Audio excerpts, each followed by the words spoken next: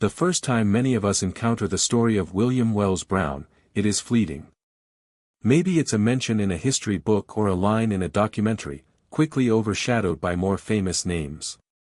But what if we told you that William Wells Brown was not just another forgotten figure of the past? What if his story was one of the most pivotal in the development of America's identity as a nation, and yet, it's been erased from our schools, our history, and our collective memory? The chilling truth about Brown's legacy is not just in his remarkable journey from slavery to freedom, but in the fact that we are taught so little about it. His contributions to literature, his work as an abolitionist, his activism, and his life as an advocate for freedom were immense. Yet, when we look back at the history we were taught in school, it's as though he never existed. The nation that gave him birth has largely forgotten him. Brown was born in 1814 in Lexington, Kentucky, a time when slavery was entrenched deeply in the social and economic fabric of the United States. His story begins in one of the most horrific systems of oppression the world has ever known, and his survival against it speaks to the resilience of the human spirit. But to truly grasp the gravity of his legacy, we have to understand the erasure, the silencing, that followed.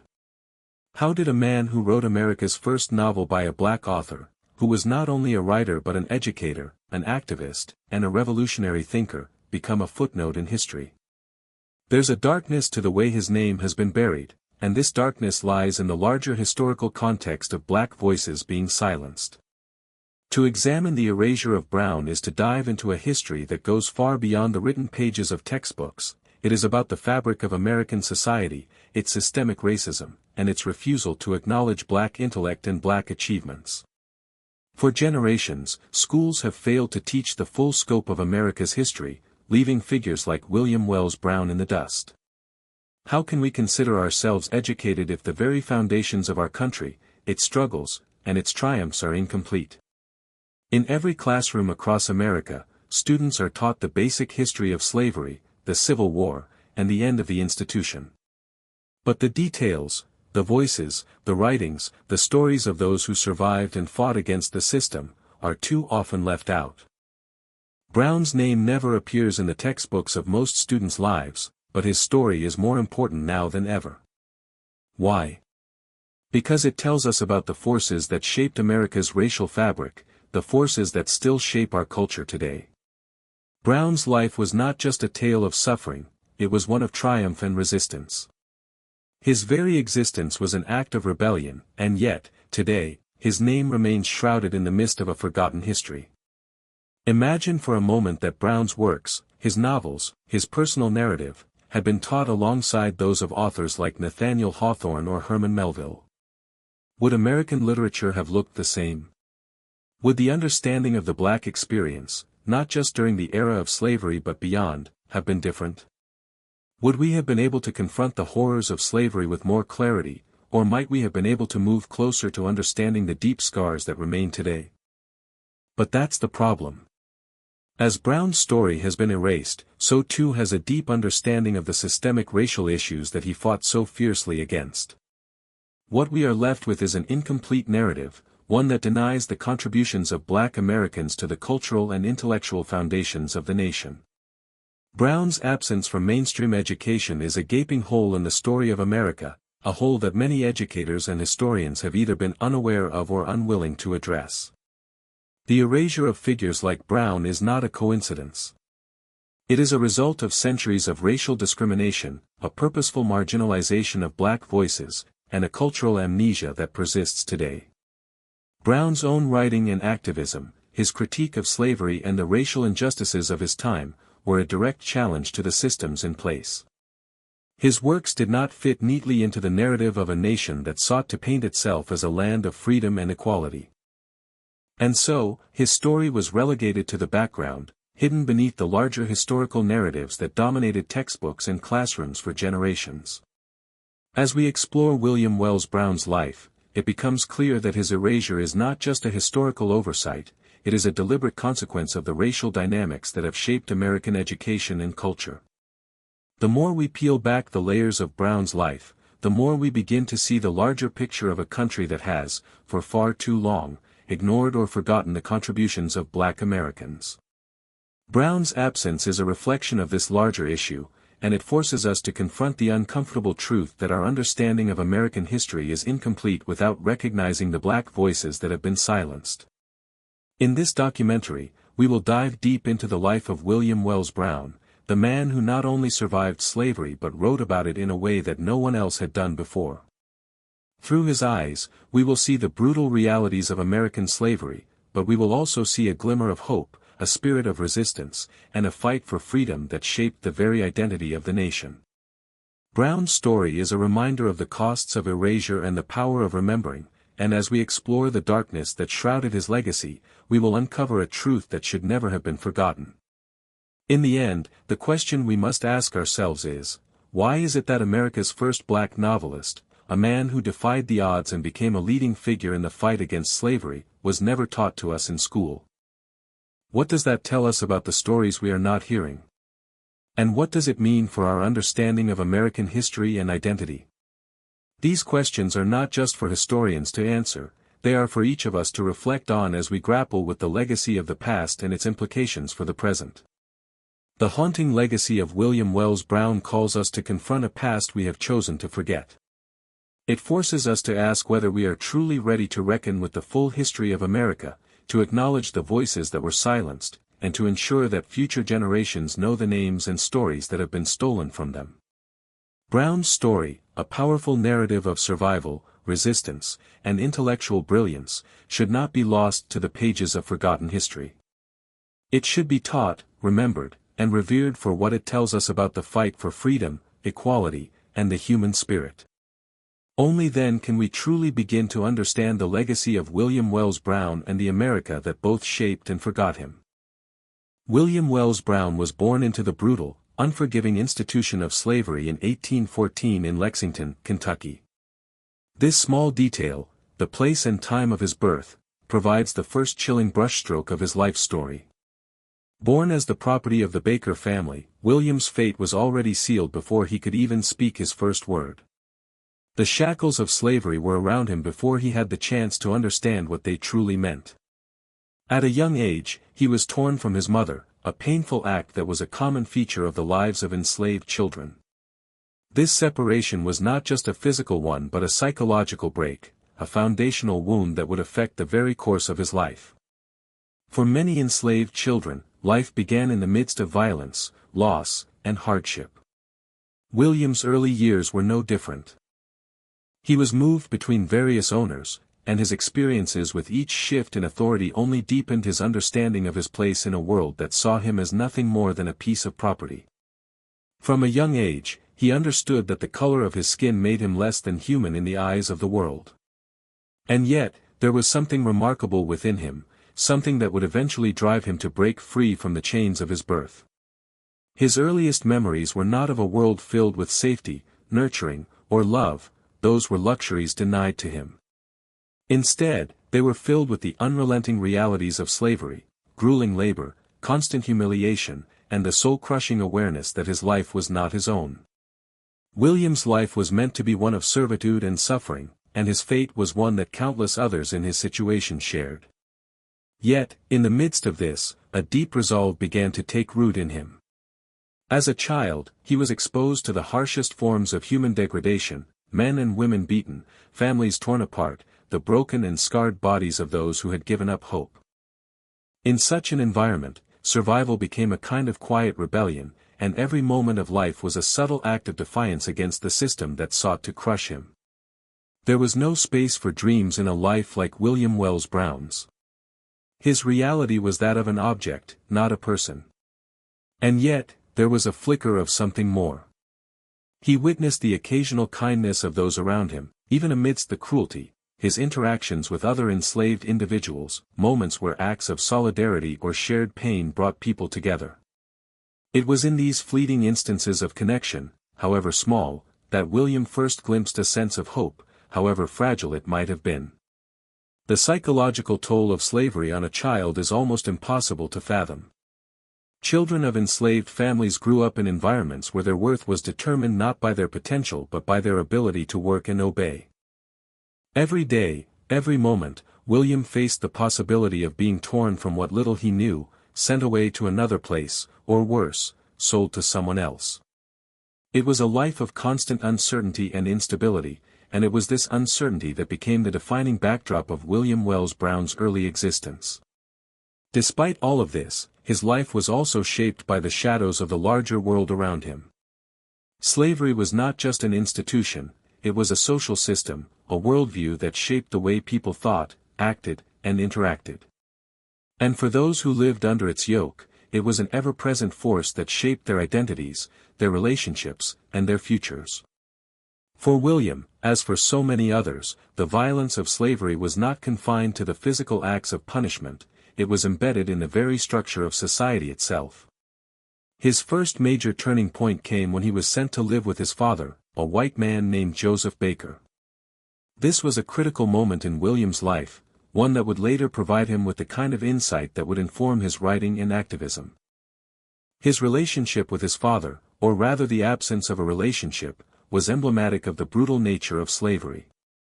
His father was a man who had fathered a child by an enslaved woman, and yet, in the eyes of society, William was still considered nothing more than the property of another. This inherent contradiction, the notion that William was both a part of his father's bloodline and yet still completely enslaved, would haunt him throughout his life. It would shape his understanding of race, identity, and belonging in ways that many others could not comprehend. At the age of 15, after years of enduring the torment of slavery and internalizing the complex racial dynamics that governed every aspect of his life, William's situation took another dark turn.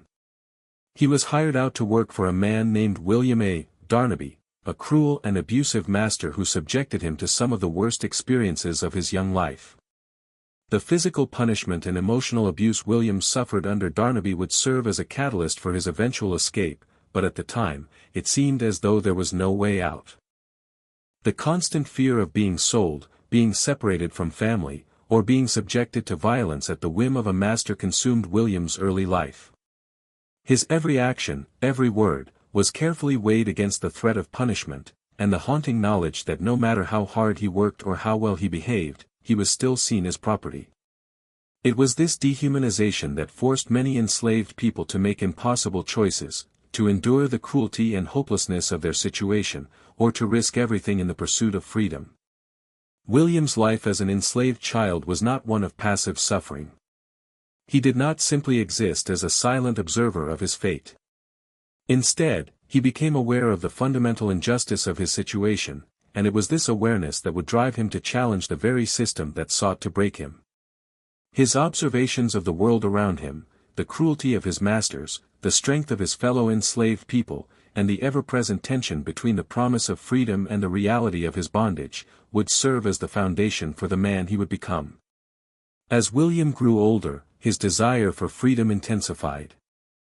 The internal spark of resistance that had been kindled in his early years began to burn brighter, and it was only a matter of time before he would make the fateful decision to escape.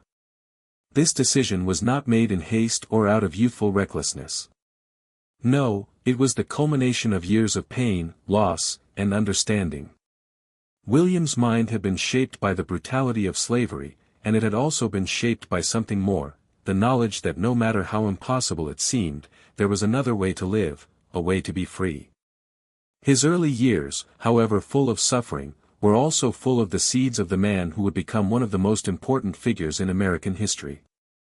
William Wells Brown would go on to escape slavery, write groundbreaking works of literature, and become an outspoken advocate for the abolition of slavery and racial equality.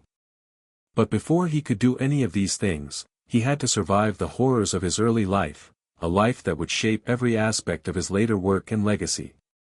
William Wells Brown's journey toward freedom began not in a grand, heroic fashion but as a desperate, trembling attempt to escape the horrors that defined his life as an enslaved person.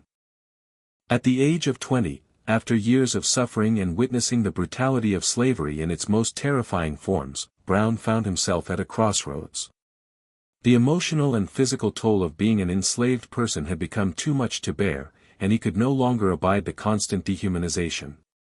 For Brown, the decision to escape was both an act of defiance and a desperate cry for survival.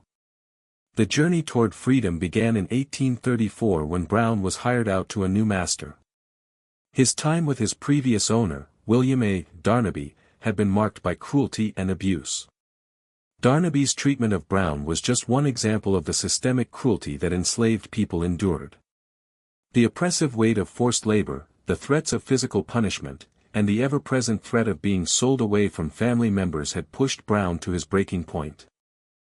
The realization that he could not live a life of perpetual degradation, constantly at the mercy of the whims of men who saw him only as property, drove him to seek out the only path that seemed to promise an escape from this hellish existence: the Underground Railroad.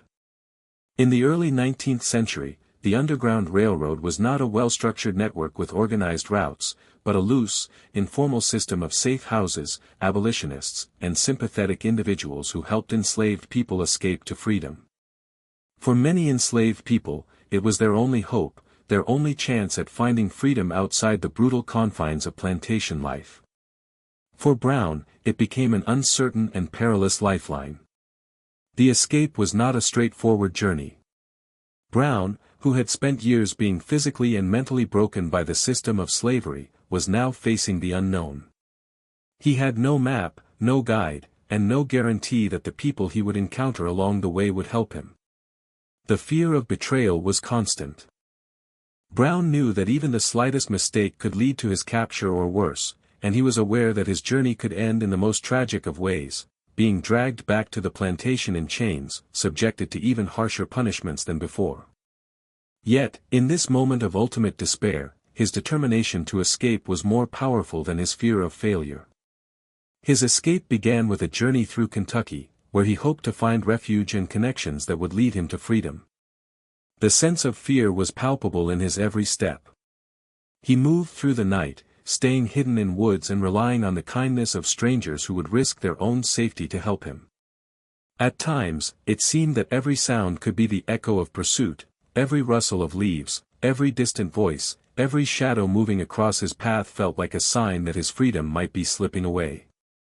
The passage through Kentucky was marked by the constant tension of being hunted. Brown had no choice but to keep moving, to remain one step ahead of those who would drag him back to the horrors he had just begun to escape. For days, he traveled with nothing but the hope of freedom to guide him. The journey was grueling, emotionally, physically, and mentally exhausting. He could not afford to trust anyone too easily, for many of the people who would be willing to help him could also betray him if the price was right. Every decision, every action, had to be carefully calculated to avoid detection. One of the most haunting moments of Brown's escape came when he encountered a group of abolitionists who had agreed to help him on his journey. They offered him shelter, but in exchange for this safety, they demanded that he relinquish a part of his soul, his identity. They wanted him to leave behind any trace of his past, to erase all memory of the man he had once been in order to continue his journey. For Brown, this was a deeply painful decision. To free himself from the past meant that he had to leave behind everything he had known, including the people who had shaped him, the family members who had shared in his suffering, and the very identity that had kept him alive through the years of enslavement. This moment, the moment when Brown had to decide between survival and memory, was a defining one. To escape slavery was to lose a part of himself. But in that moment, Brown chose survival, choosing to leave behind the identity that had been forced upon him, the chains of slavery, and the life he had been born into. He had to let go of the past in order to seize the future, and though this was a painful process, it was also a crucial one. Eventually, Brown crossed into Ohio, where he hoped he would find the freedom he so desperately sought. But the journey didn't end there. Brown's story was far from over. Despite being out of the immediate grasp of his enslavers, he was still not truly free. The Fugitive Slave Act of 1850 made it easier for slave owners to recapture their escaped property, even in states where slavery was illegal. And so, Brown's journey didn't just involve physical escape, it involved psychological resilience, the determination to keep moving despite the constant fear that he could be caught at any moment. What followed was a life marked by constant uncertainty, even though Brown had reached the relative safety of the free states. His experience as a fugitive shaped the way he viewed the world around him. It was a world where justice and security were not guaranteed, and the law itself was often stacked against him. The freedom he had fought so hard for remained fragile, and he could never fully trust the system that had allowed him to escape. His very existence as a free man in a country that was still deeply divided over the issue of slavery meant that his freedom could be taken away at any moment. Yet, despite these fears, Brown found a community of abolitionists and fellow fugitives who helped him to stay one step ahead of those who sought to return him to slavery. He eventually made his way to Cleveland, where he became involved in the abolitionist movement, helping others who were still enslaved find freedom through the Underground Railroad. Looking back, it's clear that William Wells Brown's escape wasn't just an attempt to flee the confines of slavery, it was an act of radical defiance against a system that had stripped him of his humanity. It was a desperate bid for something that seemed unattainable, freedom. But in making this escape, Brown not only liberated himself, he also became a symbol of resistance for other enslaved people. His journey toward freedom was the first chapter in a life dedicated to fighting for the liberation of others, a life that would lead him to write the first novel by a Black American author, to speak out against slavery, and to become one of the most important figures in the history of American abolitionism. The escape, fraught with danger and uncertainty, marked the beginning of a new life. But the journey to freedom was far from simple or easy. It was fraught with emotional and physical peril, and it forged in Brown a sense of purpose and resilience that would shape the rest of his life. His story, one of escape, survival, and resistance, became not only a personal triumph but a beacon of hope for generations to come. After William Wells Brown successfully escaped from slavery, the world that awaited him was one of both opportunity and harsh resistance. His flight to freedom through the Underground Railroad had been nothing short of miraculous, but his life as a free man was far from certain. The fear of being recaptured haunted him daily, and the society he entered was deeply divided over the institution of slavery. Yet, rather than cower in the shadows, Brown decided to take the next step in his journey, not just as a survivor, but as an active voice in the fight for the freedom of others. It was in the abolitionist movement that Brown found both purpose and a platform. His experiences had made him uniquely positioned to speak out against the horrors of slavery, and he soon discovered the power of his voice. But as with everything in his life, speaking out came with its own challenges, ones that tested his resolve and forced him to confront the limitations imposed by both race and society. In the early 1830s, Brown moved to Cleveland, Ohio, a northern city with a burgeoning abolitionist community. It was here that his activism began to take shape. Ohio, although a free state, was still a place where racial discrimination was rampant, and enslaved people seeking freedom were often not welcomed with open arms. Despite the challenges, Brown quickly became involved in the work of abolitionists, helping runaway slaves and speaking out against the institution of slavery. His first taste of activism came through his work with the Ohio Anti-Slavery Society, where he was introduced to prominent abolitionists who would play a significant role in his life. But it was in the realm of public speaking that Brown truly began to distinguish himself. His early speeches were raw, emotional, and steeped in the realities of slavery, realities he had lived through and could speak to with authority. The power of his words lay in their authenticity. Unlike many white abolitionists who could only theorize about the horrors of slavery, Brown had lived it. He could speak of the separation of families, the brutal punishment of the enslaved, and the emotional and psychological toll that slavery took on both the enslaved and the enslavers. In a world that had largely turned a blind eye to these realities, Brown's testimony was shocking, compelling, and impossible to ignore. Yet, as an African American man in a society that still viewed black people as inferior, Brown faced significant obstacles. His skin color was both his greatest asset and his greatest liability. While his personal experience lent his words a level of authority that many white abolitionists could not match, it also placed him in a precarious position. Brown was often looked down upon by his white counterparts, and there were constant reminders of the ways in which his race shaped the way he was received. While abolitionists of all races were drawn to the cause, the idea of a black man taking center stage and leading the charge was still a difficult pill for many to swallow. Despite the prejudice he encountered, Brown persisted. He found his voice not just through speeches but through writing. He began publishing articles and essays in abolitionist newspapers, offering his unique perspective on the evils of slavery.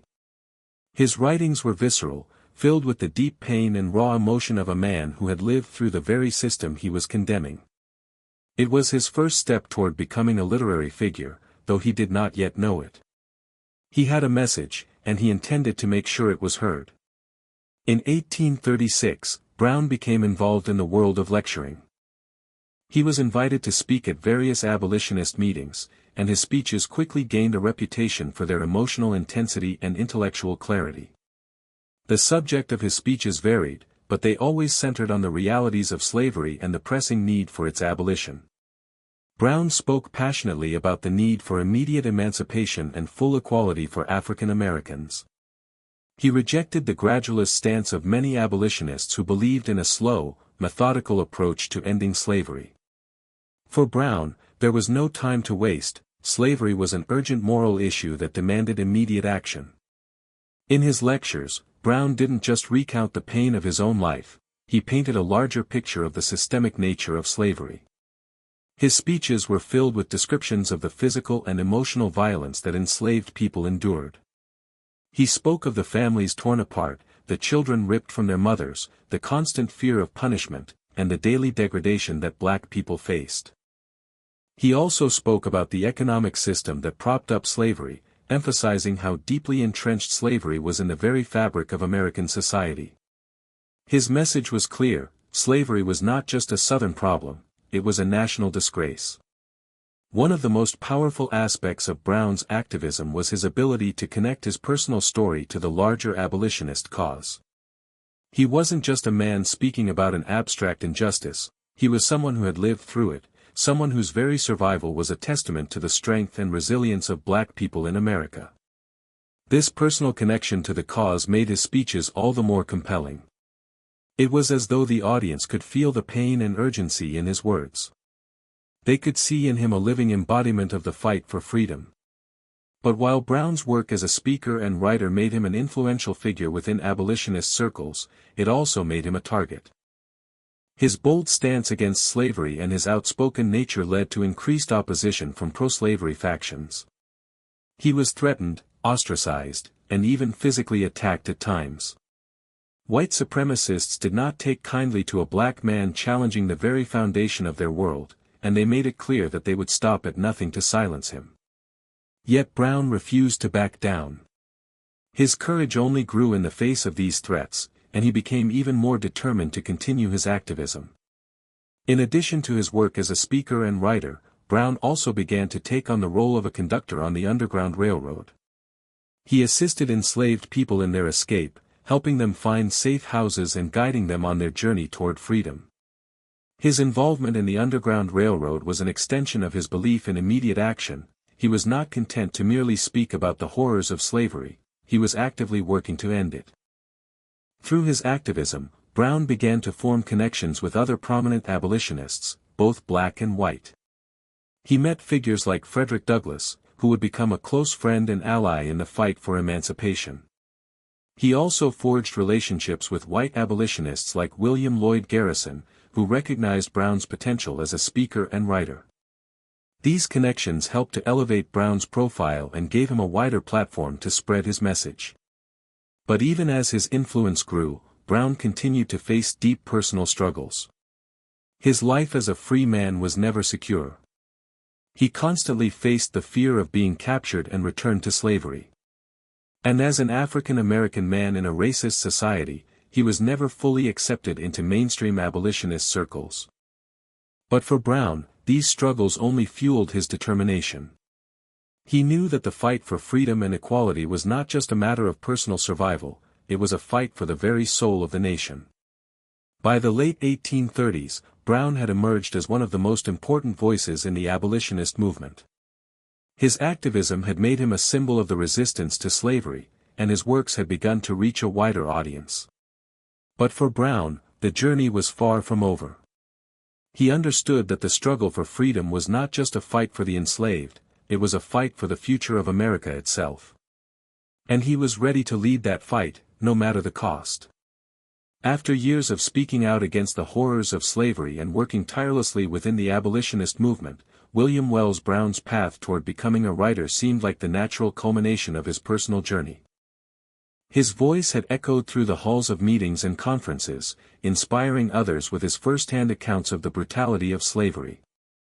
But Brown was not just a speaker or an activist, he was also a man of immense intellectual capacity, someone whose story was too profound and complex to be contained solely in speeches or essays.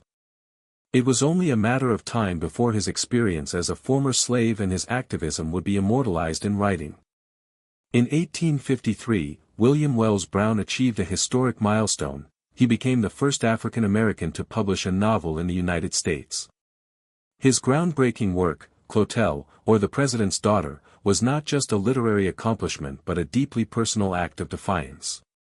Brown was not merely writing to tell a story, he was creating a lasting document of the injustices he had witnessed and endured. In doing so, he contributed a unique voice to the literary world, one that had been silenced for centuries. But beyond its literary significance, Clotel also marked a powerful statement on race, identity, and the institution of slavery in America. The novel's plot centers around the tragic story of Clotel, the fictionalized daughter of Thomas Jefferson and his enslaved mistress, Sally Hemings. Clotel's life mirrors the lives of many black women in America, caught between two worlds, the world of slavery and the world of white privilege. Brown used Clotel's story to explore the complexities of race, sexual exploitation, and the painful dynamics of a society built on slavery. He did not shy away from the uncomfortable truths that many of his contemporaries wanted to ignore. The novel's themes, of forced interracial relationships, the moral contradictions of slave ownership, and the cruel realities of slavery, echoed Brown's own life experiences. Writing Clotel was not just an academic exercise for Brown, it was an emotional catharsis, a way to process and communicate the trauma that had shaped him and millions of others. His decision to write about Clotel, a character born into slavery but with the bloodline of a white master, was a direct challenge to the racial assumptions of his time. Brown's depiction of Clotel's tragic fate revealed the hypocrisy at the heart of the institution of slavery. Here was a woman, with the blood of the nation's founding father running through her veins, yet she was treated as little more than an object of ownership. Through Clotel, Brown brought to light the cruel irony of the plantation system, that those who were most oppressed often held the most power to destabilize the social order. The novel presented an uncomfortable truth, that slavery was not only a moral and ethical catastrophe but a system that threatened the very ideals on which the United States was founded. In writing Clotel's story, Brown used fiction to tell a deeply real story, a story that reflected the lived experiences of so many who were forced to live in the margins of society. The emotional depth of the novel is amplified by its sharp critique of American society. Brown understood that literature could be a weapon, one that could expose the injustices of the day in a way that no speech or pamphlet ever could. Through the character of Clotel, he illustrated how slavery distorted the moral fabric of the nation and how those who benefited from it, both black and white, were complicit in its perpetuation. Brown's ability to blend fiction with social commentary was revolutionary. In this way, he became not just a writer, but an intellectual force, someone who could articulate the moral urgency of the abolitionist cause with a depth and sophistication that many of his contemporaries could not match. Yet, despite the novel's powerful message, Clotel was not immediately embraced by the literary community. Brown's race worked against him in ways that no amount of intellectual brilliance could overcome. The prevailing racial prejudices of the time made it difficult for African Americans to gain any legitimate recognition in the world of letters, and Brown faced the same barriers that limited the success of other black writers. He was not only fighting against the institution of slavery but also against the social structures that relegated African Americans to the margins of cultural production. The reception of Clotel revealed the deep racial divides in America at the time. While some abolitionists praised Brown for his courage and insight, the broader literary community largely ignored or rejected his work. The notion that a black man could write a novel that would stand alongside the works of prominent white authors was a concept too radical for many to accept. Brown, in their eyes, was not a man who could be a part of the intellectual elite, he was an escaped slave, a former piece of property, and therefore not a legitimate contributor to the world of literature. Despite this rejection, Clotel was still groundbreaking. It was a work that brought African American experiences and voices into the American literary canon in a way that had never been done before. It spoke directly to the realities of slavery in a way that was accessible to both black and white readers. And while the novel did not become an immediate success, it was a symbol of the kind of black intellectualism that was slowly, albeit painfully, emerging in America. Writing the novel was, in many ways, Brown's attempt to claim a voice in a world that sought to silence him and people like him. It was a radical act of self-affirmation. For Brown, the act of writing was not simply an artistic endeavor, it was a fight against the erasure of black lives and stories from American history. His narrative challenged the dominant historical narrative, one that conveniently ignored the contributions of black Americans and relegated their experiences to the realm of the invisible. As Brown continued to write, his intellectual and moral focus sharpened. He was no longer just an activist, a speaker, or a former slave, he was a writer with a message, someone whose words could change the way people thought about slavery and race in America. Yet, even as his literary career began to take shape, he was still struggling against the same systemic forces that had oppressed him his entire life. His fame as an abolitionist speaker helped to elevate his profile, but it was his writing that would ultimately serve as his lasting legacy. In Clotel, Brown had created more than just a story of suffering. He had written a story of resistance and survival, a narrative that sought to empower those who had been oppressed. The novel was an act of preservation, a way to ensure that the voices of the enslaved would be heard, even if they had been silenced in life. By writing about Clotel and others like her, Brown made sure that the truth of slavery would not be forgotten, and in doing so, he ensured that future generations would know the human cost of the institution. His words became a testament to the resilience of the human spirit and the power of the written word to spark social change. Through Clotel, Brown not only documented the story of one woman's tragic fate, but he also created a legacy that would inspire generations of black writers and activists. His novel marked the beginning of a literary tradition that sought to speak truth to power, to expose the moral failures of society, and to give a voice to the voiceless. In this way, William Wells Brown's emergence as a writer was not just an individual achievement, it was a moment of collective significance for Black Americans and for the history of the nation as a whole. As William Wells Brown became increasingly recognized for his work as a writer and activist, the broader struggle for recognition and acceptance loomed over him. His involvement in the abolitionist movement, while significant, was never without its difficulties. Although Brown's voice was powerful, his identity as a black man in a racially divided America meant that his role within the movement was constantly scrutinized and undermined by those who saw him as an outsider. In a country still deeply entrenched in systemic racism, even the most courageous and talented black voices often found themselves on the periphery, with their contributions undervalued or ignored. From the start, Brown's activism was shaped by a clear understanding of the moral and political urgency of abolishing slavery. Yet, the journey to being fully accepted by the mainstream abolitionist movement was fraught with tension.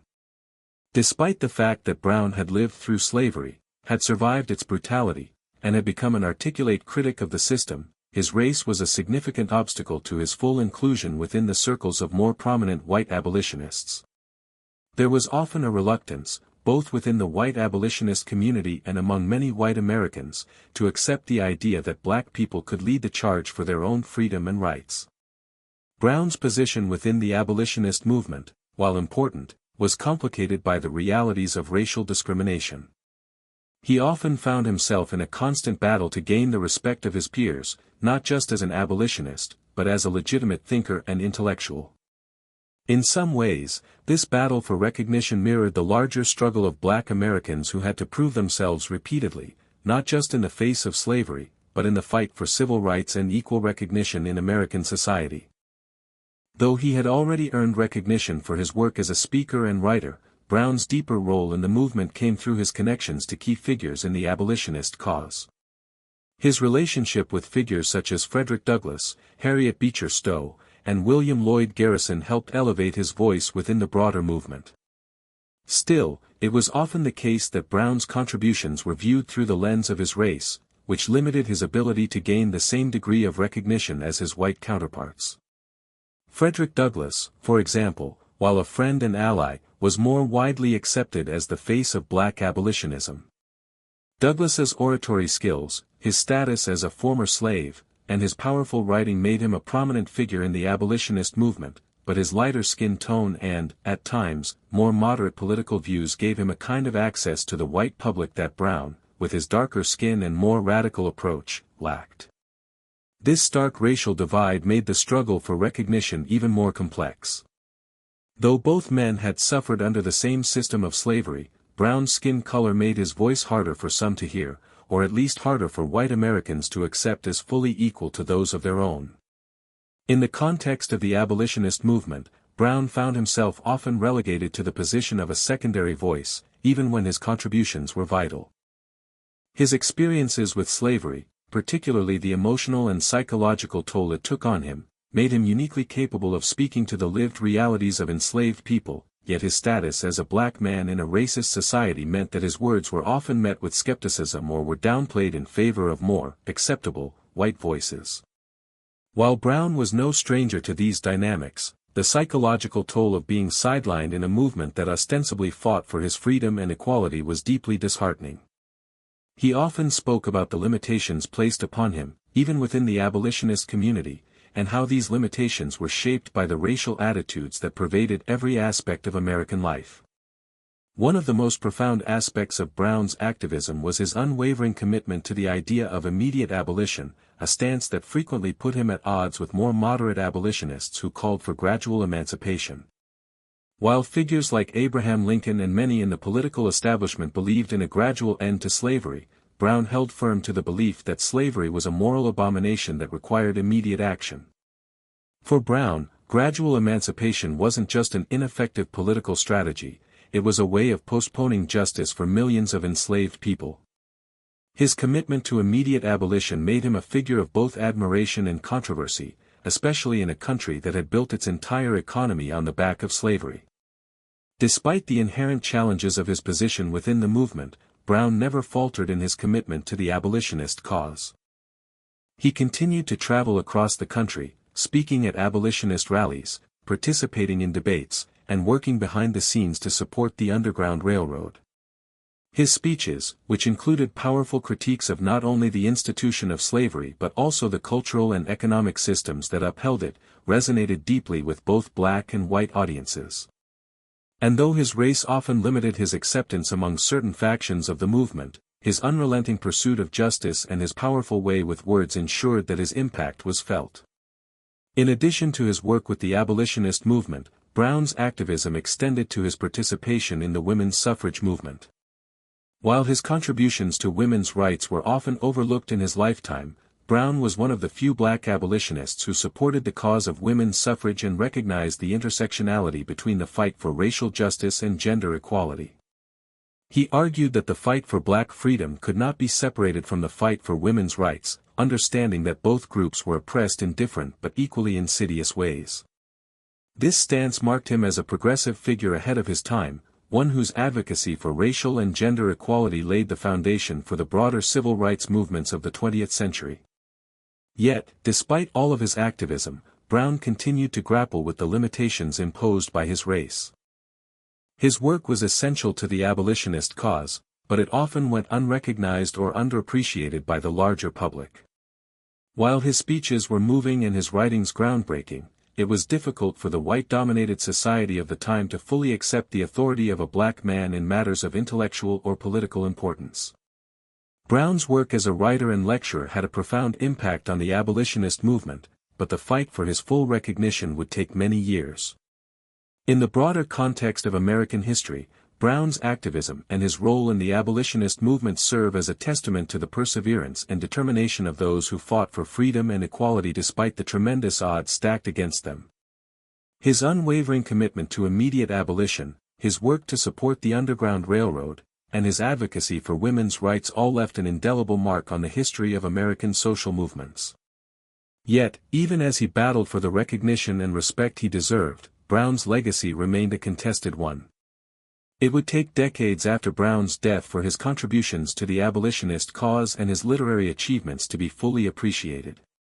His story, like the stories of many black activists and intellectuals, was buried beneath the broader narrative of the fight for freedom in America. Yet the struggles he endured to gain recognition and the impact he made in the fight against slavery cannot be overstated. Brown's activism and writings remain an essential part of the legacy of American abolitionism, a legacy that continues to shape the fight for racial justice in America today. William Wells Brown's activism, his writing, and his persistent pursuit of justice for black Americans were shaped not just by his experiences in slavery, but also by the evolving and deepening of his own understanding of freedom and equality.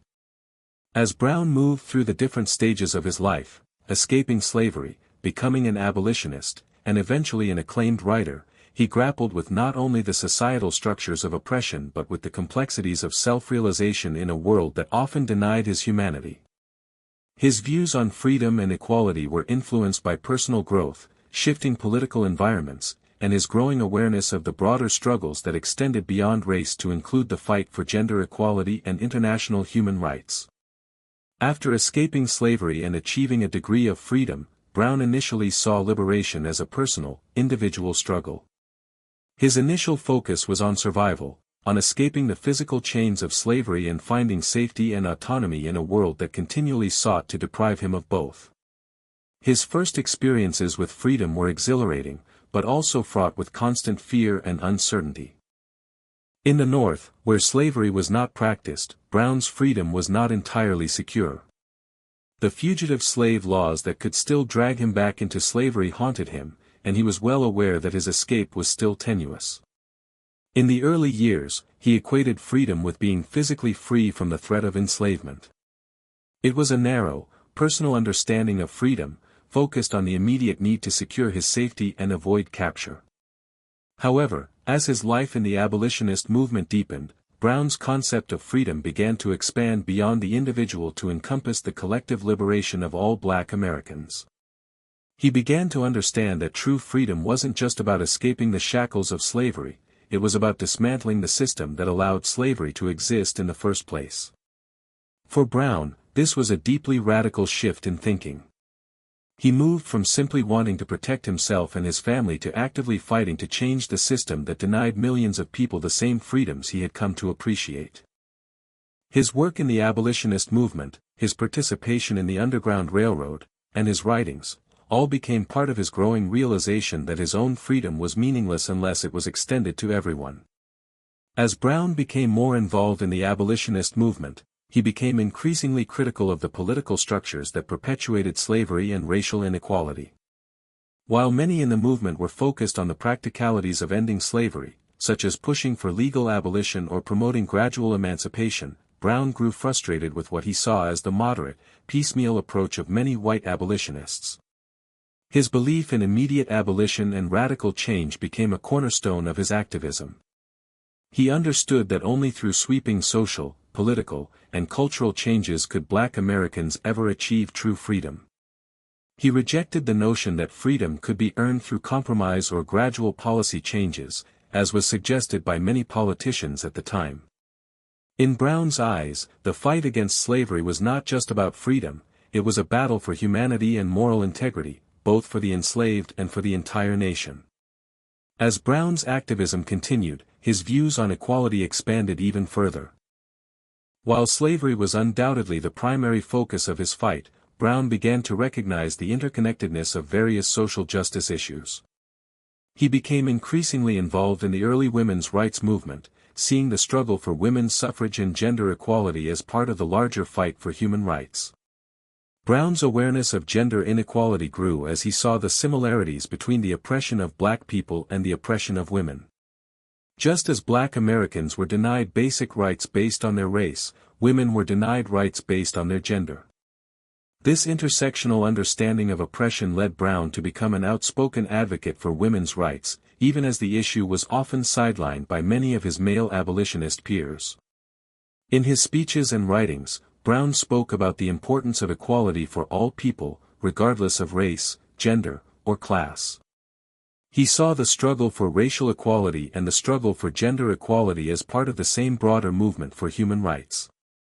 In Clotel, his first novel, Brown explored the intersection of race and gender in the story of the enslaved Clotel, the daughter of Thomas Jefferson and his enslaved mistress. By telling Clotel's story, Brown not only addressed the atrocities of slavery but also highlighted the exploitation of women within the system. Clotel's tragic fate as the product of a forced, non-consensual relationship between her mother and Jefferson was a stark reflection of the way in which black women were particularly vulnerable to sexual violence and exploitation in the context of slavery.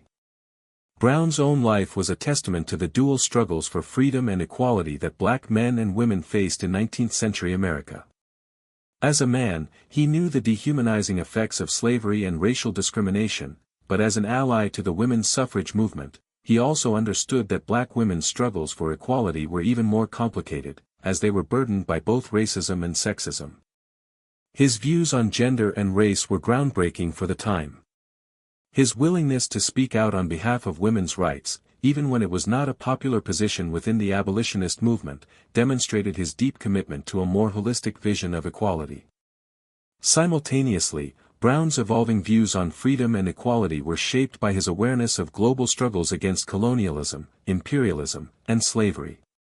As he became more engaged in political thought, he saw his own fight for freedom as part of a larger international movement for justice. He was keenly aware of the ongoing struggles of enslaved people in the Caribbean and Latin America and the global abolitionist movement that sought to end slavery worldwide. Brown's travels and his interactions with other abolitionists exposed him to the global dimensions of the fight for freedom. In speeches and writings, he called for solidarity between black Americans and other oppressed peoples around the world, emphasizing the importance of international solidarity in the struggle for freedom. This international perspective further deepened his understanding of the ways in which oppression was not confined to the borders of the United States but was part of a global system of exploitation. Brown's own story, his escape from slavery and subsequent fight for freedom, was part of this larger global narrative of resistance to colonialism and racial exploitation. In his speeches, Brown often drew comparisons between the plight of black Americans and the struggles of enslaved Africans in the West Indies and South America, calling for a unified, international effort to end slavery and promote human dignity. This internationalist approach was reflective of his broader understanding of freedom as a universal right, something that transcended national borders and racial divisions. By the time the Civil War began, Brown had come to realize that the struggle for freedom was not merely about achieving legal emancipation, it was about the establishment of true racial equality. Even after slavery was abolished through the Emancipation Proclamation and the 13th Amendment, Brown understood that black Americans would still face systemic discrimination, segregation, and economic exploitation. For him, the abolition of slavery was a necessary but insufficient step toward true freedom. He believed that the fight for racial justice had to continue beyond the formal abolition of slavery, with equal rights in employment, education, and political participation as essential next steps. William Wells Brown's views on freedom and equality evolved as his life progressed. From his early years of survival and escape to his later years as a writer, speaker, and radical abolitionist, he saw freedom as not just an individual right but a collective one, linked to the fight for justice, human dignity, and equality for all. His commitment to immediate abolition, his advocacy for women's rights, and his global vision of freedom helped define him as one of the most important figures in the struggle for civil rights. As his understanding of the world deepened, so too did his commitment to reshaping it, ensuring that the fight for freedom and equality would never be confined to the pages of history but would continue to shape the future of the United States and the world. In the latter years of his life, William Wells Brown experienced the inevitable collision between his dreams of a fully liberated America and the painful realities that faced both black Americans and the nation itself. Despite his early successes as an abolitionist speaker, writer, and intellectual, and despite the strides made in the fight against slavery, Brown found that his later years were overshadowed by a profound sense of disillusionment. The America he had fought so hard to reshape had not lived up to the promises of freedom and equality he had envisioned. Instead, the nation that emerged after the Civil War was one that still clung to deep racial divisions, systemic inequality, and a resistance to true social change. After the end of the Civil War and the formal abolition of slavery through the 13th Amendment, Brown was filled with hope. The Emancipation Proclamation and the passage of the amendment were supposed to mark the dawn of a new era in which Black Americans could finally exercise the rights that had been denied to them for centuries. Brown, like many other abolitionists, believed that the war and its aftermath would bring lasting change to the fabric of American society. Yet, the reality that unfolded after the Union victory was far from the radical transformation that many had hoped for. While slavery was abolished, the legal and political systems that supported white supremacy and racial inequality were far from dismantled. In the immediate aftermath of the war, the Reconstruction era seemed to promise a future of equality and integration for freed slaves. With the passage of the 14th and 15th Amendments, which granted citizenship and voting rights to Black Americans, many believed that the nation was on the path to racial justice. But these amendments, as transformative as they seemed on paper, would prove to be little more than hollow promises for many Black Americans. The political realities of the time made it clear that true equality was not yet achievable. Brown, who had been such a vocal advocate for Black rights throughout his life, witnessed the rise of a new form of racial oppression. Although slavery had been abolished, the Jim Crow laws that began to emerge in the late 19th century institutionalized segregation and disenfranchised Black Americans. The Southern states, in particular, implemented a series of laws that segregated public spaces, restricted access to education, and disenfranchised Black voters. The system of sharecropping and economic exploitation replaced slavery for many Black Americans, particularly in the South, where the majority of Black people lived.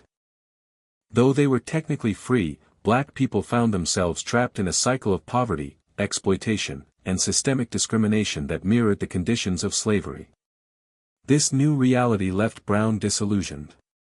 His dream of an America where Black Americans could fully participate in civic life, achieve social and political equality, and live without the constant threat of racial violence seemed further out of reach than ever before. Brown's later years were marked by frustration, as he watched the nation regress into a system of racial stratification that was as rigid and entrenched as slavery had been.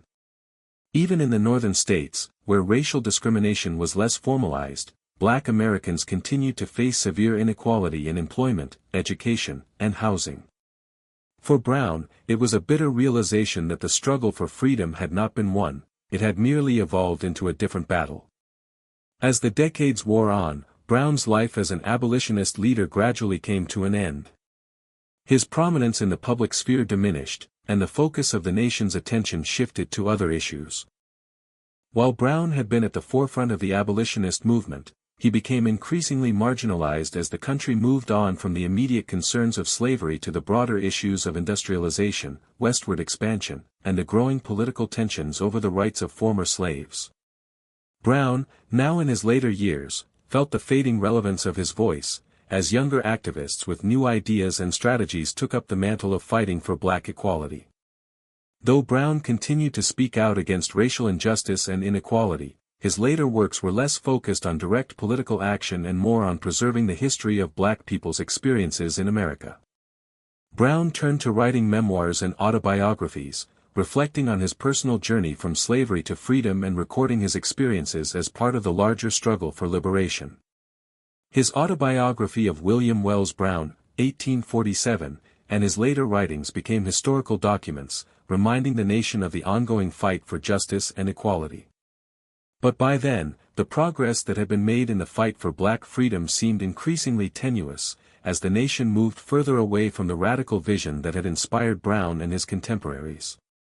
One of the most painful aspects of Brown's later life was the realization that the African American community was still fighting many of the same battles it had fought a generation before. Brown had dedicated his life to ending the institution of slavery, and while he had succeeded in that monumental task, the larger fight for equality seemed to be slipping further from his grasp. Brown was a man of action. He had spent his life organizing, writing, and speaking out for freedom, but in his later years, he found himself wrestling with a sense of futility. He watched as a system of racial oppression reasserted itself in new and insidious ways, and his dream of a truly just America seemed to slip further away with each passing year.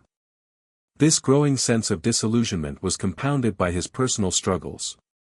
As Brown grew older, his health began to decline, and the financial instability that had been a constant in his life continued to affect him. He was no longer the prominent abolitionist leader he had once been, and his income from writing and lecturing became increasingly uncertain. Brown, who had lived much of his life with the knowledge that his survival was never guaranteed, now faced the painful reality of old age and financial insecurity. His later years were marked by the same struggles he had faced throughout much of his life, a constant fight for recognition, for survival, and for dignity in a world that had repeatedly tried to deny him all three. Despite these challenges, Brown's legacy continued to inspire future generations of activists and writers. His role as a pioneering abolitionist and one of the first African American authors of the 19th century cannot be overstated. Though he may have died feeling that the fight for black freedom had been left incomplete, the efforts of men like Brown paved the way for future generations to continue the struggle. His life and work laid the foundation for the civil rights movement of the 20th century and beyond. Ultimately, the collapse of Brown's dream was not just a personal disillusionment, it was a reflection of the larger struggle for black Americans. The victory of emancipation did not immediately lead to racial equality, and the subsequent generations would continue to fight for the promises that had been made but never fully realized. Brown's final years were marked by the painful recognition that the work of dismantling the systemic oppression of black Americans was far from over. The collapse of the dream, for Brown, was not a failure of his own efforts but a sign of the long and difficult road ahead. The struggle for true freedom and equality was still in its infancy, and it would take many more years, perhaps even decades, before Brown's vision of a just America would be fully realized. But in his heart, Brown knew that the fight must go on, and his legacy would endure as a beacon for those who would continue the battle for racial justice. The story of William Wells Brown, from his daring escape from slavery to his later years marked by frustration and disillusionment, is one of remarkable resilience and unyielding commitment to justice. Yet, despite his pivotal role in the abolitionist movement and his groundbreaking contributions to literature, Brown's legacy was, for much of history, silenced. His life and work, while instrumental in shaping the trajectory of American abolitionism, were largely overshadowed by the more prominent figures of his time. Brown's story, like that of many black Americans in the 19th century, was marginalized by a society that still clung to racial hierarchies and historical erasure. But even in the face of this neglect, Brown's legacy endured, quietly at first, but growing stronger as historians, activists, and scholars began to reclaim the story of the black abolitionists whose contributions had been overshadowed by the whitewashed narratives of American history. The silence surrounding Brown's legacy is reflective of the larger pattern of historical amnesia that has pervaded American culture, particularly when it comes to the contributions of black Americans. Throughout much of the 19th and early 20th centuries, black figures like Brown, those who fought for freedom, equality, and civil rights, were often left out of mainstream historical narratives. Their stories were either minimized or distorted to fit a narrative that was more comfortable for a nation still grappling with its racial past. In the case of Brown, his role as an intellectual and a writer was obscured by the more dominant and often mythologized figures of the abolitionist movement, such as Frederick Douglass and Harriet Beecher Stowe. While these figures were rightfully celebrated for their contributions, the omission of Brown's voice left a gap in the historical record. Despite this marginalization, Brown's work continued to influence future generations of black writers and activists. His novel Clotel, while not widely recognized in his time, eventually gained attention for its radical depiction of slavery, racial identity, and gender oppression. Brown's boldness in confronting the complexities of race and the intersections of slavery and sexual exploitation laid the groundwork for later literary works that explored similar themes. Writers such as Toni Morrison, James Baldwin, and Richard Wright would come to see Brown as a precursor to their own explorations of race and identity in the United States. Brown's ability to weave his personal experience into the broader historical and social fabric of America made his work ahead of its time, and in this way, his voice continued to resonate through the decades. However, Brown's contributions were not limited to the realm of literature. His work as an abolitionist and his commitment to the cause of immediate emancipation laid the intellectual and moral foundations for the radical civil rights movements that would follow. His uncompromising stance against slavery and his insistence on equality for all people, regardless of race or gender, foreshadowed the activism of the 20th century. In many ways, Brown's life was a precursor to the struggles of the civil rights movement, as he articulated a vision of justice that transcended the political compromises of his time. His advocacy for immediate abolition was a direct challenge to the gradualist approaches championed by other abolitionists, and his willingness to call out the hypocrisies of the nation's founding ideals made him a visionary in the fight for racial equality. Yet, for all his influence, Brown remained a relatively obscure figure until the late 20th century. Scholars and historians began to recover the stories of overlooked black intellectuals and activists in the 1970s and 1980s, and as the field of African American studies grew, so too did interest in Brown's life and work. It was during this period that scholars began to reassess the roles of black figures in the abolitionist movement and to give more attention to those whose voices had been marginalized or forgotten. The renewed interest in Brown's work helped to reshape the historical narrative, placing him alongside other key abolitionists and writers whose contributions had been neglected by previous generations. The process of reclaiming Brown's legacy was not without its challenges. For one, the continued focus on white-dominated narratives of American history meant that the full scope of Brown's contributions was often dismissed or minimized. Even within the African American community, Brown's contributions were overshadowed by the more widely recognized figures of Douglass and Stowe. Brown's radicalism, his unwavering commitment to immediate abolition, and his criticism of the racial system in America made him a more controversial figure than those who adopted a more moderate stance. But this very radicalism, which had led to his relative obscurity during his lifetime, became one of the defining features of his legacy in later years. Scholars began to appreciate his boldness in confronting the moral and political contradictions of slavery, and his commitment to confronting these issues in both his activism and his writing became a cornerstone of his legacy. The rediscovery of Brown's legacy also had broader implications for the way in which black history was understood in the United States. Brown's life and work offered a counter-narrative to the sanitized version of American history that had long been taught in schools and perpetuated in popular culture. His story forced the nation to confront its deep-seated racial injustices and the ways in which slavery had shaped the nation's founding and its development. Brown's life was a testament to the power of resistance and the importance of telling the stories of those who had been silenced by history. Yet, even as Brown's contributions to American history were rediscovered and celebrated, the struggle for racial equality continued to unfold in real time. The ongoing fight for civil rights and social justice showed that the issues that Brown had fought against, racial inequality, disenfranchisement, and systemic discrimination, were far from resolved. The civil rights movement of the 1960s and the Black Power movement of the 1970s, while achieving significant victories, highlighted the continuing need for the kind of radical activism that Brown had championed in his own time. His unwavering belief in the power of the written word and the spoken voice as tools for change inspired activists and writers who were fighting for black freedom and equality in the face of persistent racial violence and economic exploitation. One of the most enduring aspects of Brown's legacy is his ability to frame the struggle for freedom in deeply personal and universal terms. His autobiography and his novels were not just historical documents, they were expressions of human dignity and resilience.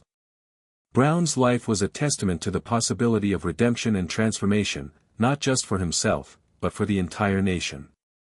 His writing, particularly Clotel, was not only an exposé of slavery but also a moral call to action for future generations. It challenged readers to reckon with the complexities of race, gender, and power in America, and it demanded that the nation confront its own hypocrisies. Brown's life, as both a former slave and a leading abolitionist, embodied the contradictions and complexities of the American experience, and his legacy continues to serve as a reminder that the fight for freedom is ongoing.